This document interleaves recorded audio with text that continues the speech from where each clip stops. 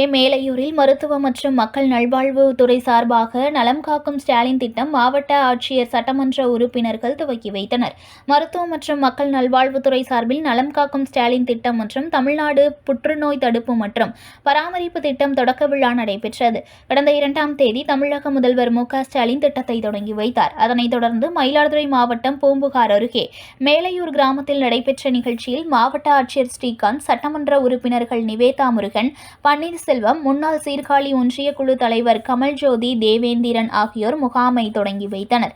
தொடர்ந்து முகாமில் பொது சுகாதாரம் மற்றும் இருதயம், கண், பல், சர்க்கரை நோய், இரத்த கொதிப்பு உள்ளிட்ட 17 வகையான நோய்களுக்கு சிறப்பு மருத்துவர் நிபுணர்கள் மூலம் பரிசோதனை செய்து மருத்துவ ஆலோசனைகள் வழங்கப்பட்டது.